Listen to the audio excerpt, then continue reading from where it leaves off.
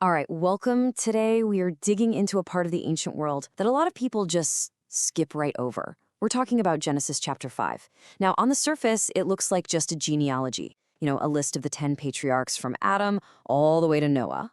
So let's get right into it, because yeah, it looks like a simple family tree, but it's the way it's written, the structure, the rhythm, what it chooses to highlight that really tells a much, much deeper story.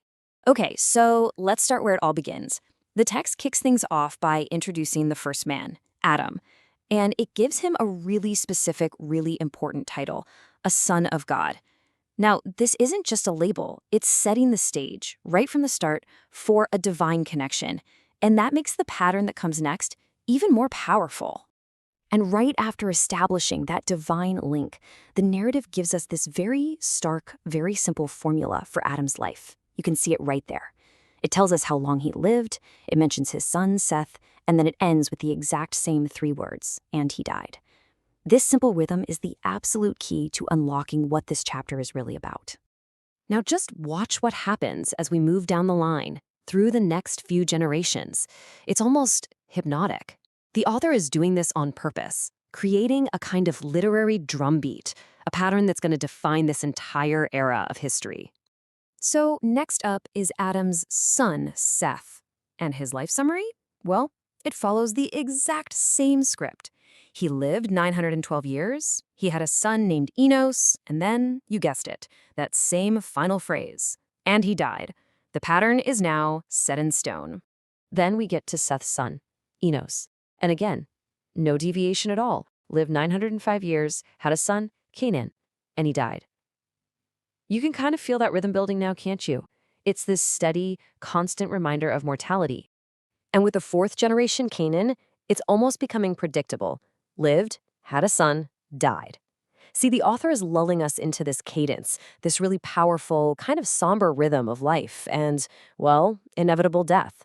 We're 5 generations in now with Mahalalel, and it is the exact same story. An incredibly long life, another link in the chain, but it always, always ends with the same punctuation mark, death. And finally, we get to Jared, the 6th patriarch. And even though he lives an incredible 962 years, his summary is identical. He lived, he had a son named Enoch, and he died. For 6 straight generations, the story is exactly the same. Life is long, but death is absolute. But here's where it gets really wild.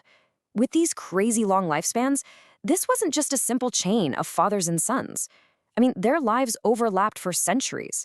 Seriously, think about that for a second. Adam was still alive when Lamech, who was Noah's father, was born. Can you imagine the history, the stories that could be passed down directly from the very first man? Okay, so we've established this. For 6 straight generations, the formula is identical. It is a drumbeat of mortality. And then we get to Enoch. And this is where the whole story just takes a hard right turn. The pattern that's been so carefully built up is about to be completely shattered.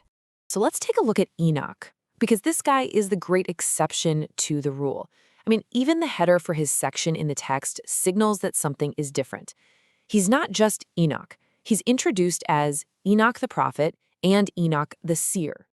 Unlike everyone who came before him, who were pretty much just defined by their family line, Enoch is given an active mission. He's a prophet with a direct command from God. And you'll notice the source text even bolds it. His message is simple, it's direct, and it is urgent. Repent. And the text is super specific about why this call to repent was so badly needed. The people, it says, had gone astray, they had denied me, and had even devised murder. They had just completely thrown the commandments out the window. The text even uses bolding here to really hammer home just how serious these problems were. Enoch is also called a seer, and the source actually gives us a definition for this. It's someone God allows to see beyond the physical world, to see spiritual things that are invisible to the natural eye. I mean, this just sets him even further apart from all his ancestors.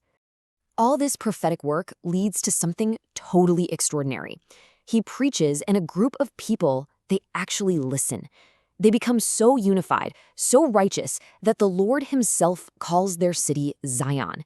And as you can see, this entire community is eventually just taken from the earth by God. And so we get to the big moment. After detailing this incredible life of prophecy and building a city of God, the summary for Enoch finally comes. And it's completely different.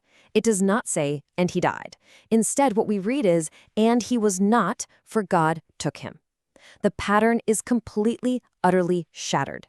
Enoch is the one man in this entire lineage who gets to escape death. But here's the kicker. Just as shockingly as that pattern was broken, the narrative immediately snaps right back into place. After this incredible world-altering interruption, the text goes right back to that somber rhythm like nothing ever happened. And this slide just illustrates that contrast perfectly. On the left, you've got Enoch, who walked with God and was not. And then on the right, his son Methuselah. And what does his summary say? Lived, begat Lamech, and he died. We are right back to the original relentless formula. It's almost like the exception just proved how powerful the rule was. And Methuselah doesn't just bring us back to the pattern, he basically embodies it. He lives to be 969 years old, the oldest person in the entire record. It's almost like the story is doubling down on this old world of extreme long life, right before everything is about to change forever. His son Lamech also follows the formula to the letter. He lived, he had a son named Noah, and he died. The pattern holds, one last time, setting the stage for the final person in this long line and the ultimate break from this old world. And that, of course, brings us to Noah, the 10th and final patriarch on this list. But his summary isn't just another entry. It is the most dramatic pivot of them all. It signals the definitive end of an era. Now look really closely at this final line. The whole chapter, this entire lineage, ends right here. It doesn't end with, and he died, like nearly all his ancestors, and it doesn't end with him being taken up, like his great-grandfather Enoch. It ends with a command, build an ark. The story pivots from being a summary of a life that's over to a commission for a life that's about to begin a whole new world. So what started as just a list of names reveals itself as this profound story about life, death, righteousness, and renewal. It really makes you wonder, doesn't it? What other hidden stories are waiting for us in the parts of the text we so often just skip over?